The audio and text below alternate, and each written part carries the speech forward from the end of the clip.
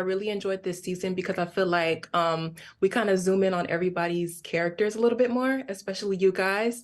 So starting with Grace, first of all, congratulations on expecting. Thank you. And you play Quinn on the show. Can you tell me a little bit more about Quinn this season?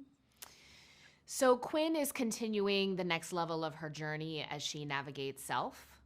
We see in season one her trying to start that journey as she is trying to be independent from her mother and those expectations, as she's trying to forge a path for herself. We see her play around in different career fields. We see her play around with different types of relationships. And so that only deepens in season two. And I think there are a few unexpected things that occur that give her a microscope into different parts of who she is. Some things she may have expected, some things she absolutely does not expect, and that we all get to discover together with Quinn as we are watching the show. And it's just a really beautiful thing to see Quinn be open to the experiences and to be vulnerable and to be completely flawed and human as she goes through these experiences. Yeah, and Shoniqua, you play the hilarious Angie on the show, who is also Quinn's roommate, and we watch her navigate her way through finding work in the entertainment industry. So, aside from you and your character both being professional actors, what other similarities do you share with Angie? Well, I've always sang, but I specifically started recording during the break of season one because I wanted to see how it was to be in a studio. Honestly, I was like, what is this woman obsessed with? So I need to get into a studio.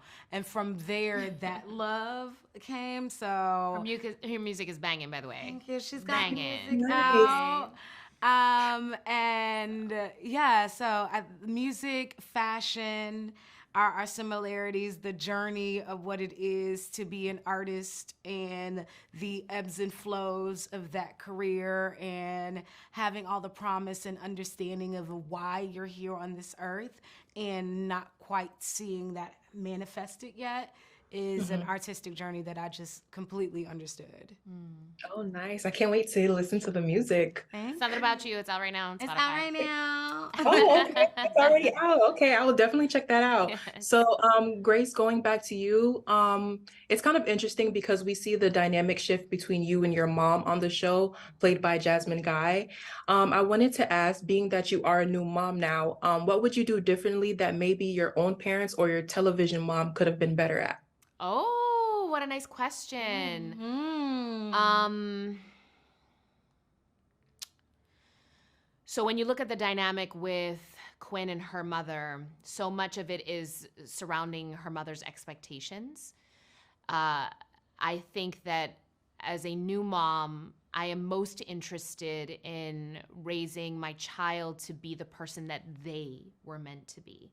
And I am prepared to be surprised. I am prepared to be shocked.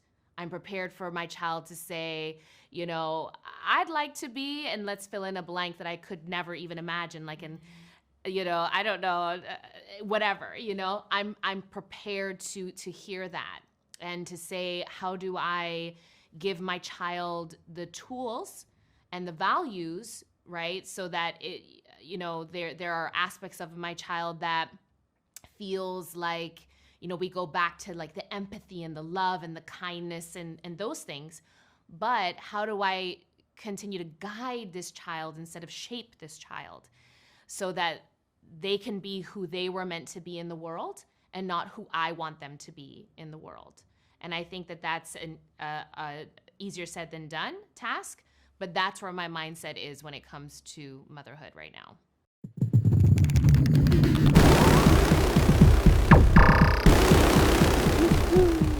Congratulations on season two of Harlem. You guys Thank did an you. amazing job. And Meagan, starting with you, you played Camille on the show, and we see that your character go through quite some changes in different areas of her life. Yeah. What advice would you give your character in this season in her life? Um, I would say, I don't know why I draw like my brain's like, what would you say? Um, I would say definitely follow your heart for sure, because some choices in life you can never, never have another chance to make a different choice. And I would say, work at seeing yourself, like owning your things, seeing the areas where you have shortcomings, being very, very real with yourself. It's not just about the intention, it's also about the action, And I would say, yeah, that's what I would say on that part. And then also with a career, follow your heart. Again, sometimes you don't get a second chance to make, a decision that, now is what it is. And so, and I feel like if you follow your heart, you'll never regret it. Right. And Jerrie, happy birthday to you. I know it was your birthday yesterday. So you play, no problem. So you played Ty on the show, and this season we also saw your character go through some different challenges in her life. How did you prepare yourself to step back into the role of Ty before filming began? A cleanse. I always do a cleanse. I feel like when I'm filming and I'm in Ty mode, when I'm at home, I'm not as nice as I usually am. Because there's an emotional part of Ty that's a little bit more shut off. And so I feel like I have to like decompress from that a little bit more. So I need a little bit more space, a little bit more time alone, and I may not be as flowery. So I have to like energetically prepare to step into that headstrong thinking space. And so I usually like to like fast for a few days to get back into the mindset of Ty. And we also saw that your character works in the tech industry, and I needed to know. So there was one part of the scene where there's basically a popular site that basically reviews people's experiences with past partners. In your opinion, do you feel like that kind of app would be helpful in today's society, or do you feel like it would be damaging? No, it's Damaging. horrible. It's horrible. I mean, I think people already think they have a right to say what they want on social media already. Right. And there's so many young children dealing with self-esteem issues and suicide, suicidal ideologies because of how cruel the internet is. I don't think that it would be helpful to have a internet meeting space for people to talk about their exes, because also sometimes people are coming They're from a your different ex. place, you know what I Yeah. mean? But Right. if people wanted to do a round table, I'll do a round table with my exes, okay? It don't have to be filmed, but I think it would be interesting. But people are different when you have to approach things face to face. There's a different thing that people would say when they got to talk to you like this rather than over the phone. And I also think when you're talking about your ex, like it's your ex, so of course you, like in a lot of cases, don't have much nice to say unless you're a mature human being who's like, hey, it just didn't work out. Right. But it's like, if you're dating someone and then, you break up and you get your heart broken, it's from your perspective, you feel like, oh, well, I was ghosted. From their perspective, they feel like, we talked about this and I told you, this at this time and we weren't connecting on this. And it's like people have different perspectives of, in some cases, of how things went down. So now you're on the internet saying, this is how this person is. And it's like, maybe to you, or maybe from your perspective, but that doesn't mean they're going to be like that with the next person, or that your truth is even the truth. It's just your truth, And different people have different attachment styles with different people. So I can be anxiously attached to an avoidant attached person and then meet a secure attached person, and it ignites my secure attachment style. That part. Great. Well, thank you, ladies, for chatting with me today. And I can't wait until everybody stay tuned for season 2 of Harlem on Prime Video. I love you ladies so much, and enjoy the rest of your day. Love you too. Thank you.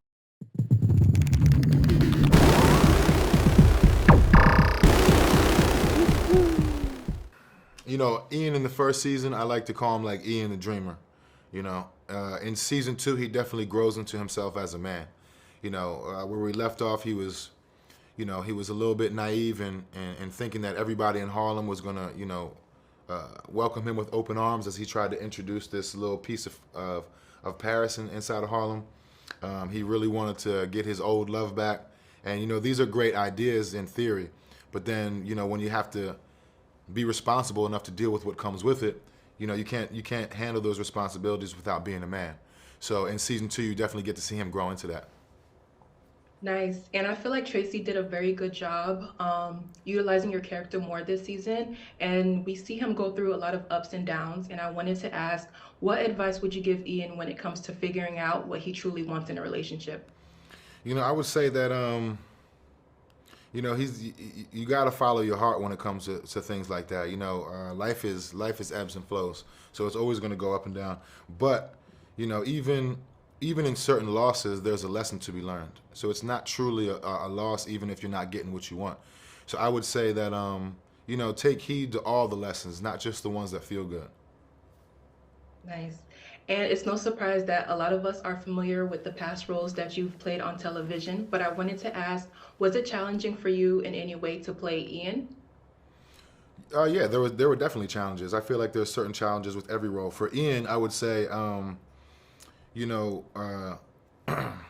to see the juxtaposition of who he really is. There are times where he displays his strength. There are other times where he displays his virility or vulnerability, if you will. I think that those things are important to really showcase like a human in its truest form. We're not one note. You know what I mean? So I think that again, I think that was important and a treat that I got to be able to play.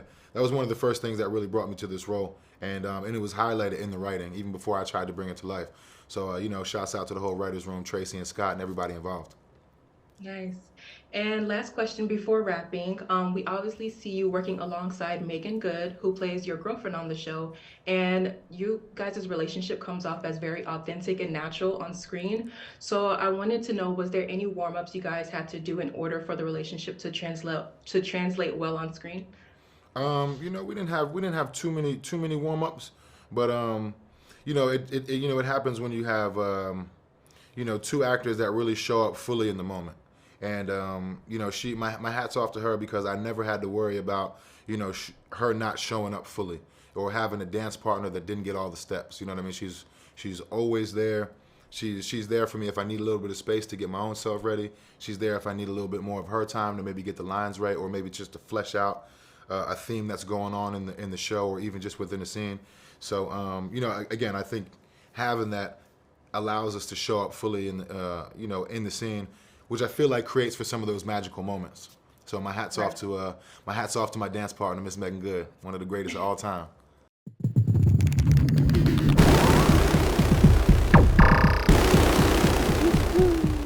I've been following you since your Nina days back in ABG. So it's so it's nice to see that you're excelling in the writing space as well. So as a creator of the show Harlem season two, how are you currently feeling about season two dropping this Friday? I'm excited, but also nervous. It's not specific to this show or anything. I just get nervous anytime anything I ever work on comes out because I'm a neurotic writer and I hope that people like it and it does well. But excited and nervous. That would sum it up. Well, this show was great because I had got the privilege of pre-screening season two, and I can't wait until everyone checks it out because everything that happened in season one kind of spilled over into season two, and I just wanted to know, can you tell us a little bit more about what to expect for season two? Yeah. The thing that I wanted to do was start right where we left off. I think there's a tendency with certain shows and even with movies like to do a year later when you're picking back up and kind of time jump and not deal with the direct aftermath of something that happens. And I see a lot in rom-coms, people make these like big moves where, they will break up a wedding or, like implode their lives, and then you just assume everything works out. And I was like, well, that's not real. There's consequences in real life when that happens. And so I don't want to like brush over those things. And so we pick back up right at the precise moment that we left off, and we're dealing with the aftermath of what it means when you make those big decisions and having to be accountable for your actions. And then I would just say in season two we also get a chance to get to know the characters and their backstories and like their families and how they became the adults that they are today, how their childhood and their parental influence like affected who they are today. And season two, we kind of deal with a lot of that. Nice. And did you know that this show was going to gain this much success, especially from the many responses it received on social media last year? You always hope that is the case, but you never quite know if something's gonna hit or land.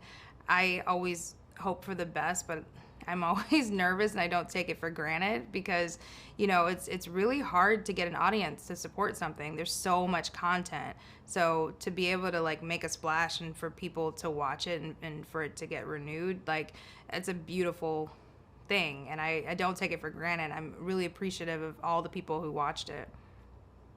Yeah, and I can remember there was a lot of moments that happened in the show. Was this show inspired by like your real personal life in a way? Yeah, very much so. I lived in New York in my 20s and I just loved it. I really did. And it was just a lot of partying and drinking and trying to figure out like where, like I was going to end up career wise, and you're just hustling. It was like right before I was doing Awkward Black Girl, and then you're also dating. And I just felt like there was a lot of shows set in New York, but I didn't really see the New York that I knew and I loved. And so I wanted to kind of do a tribute to Harlem as a city because I loved it and I loved living there and I loved the people, and I just hadn't really seen anybody set a show there.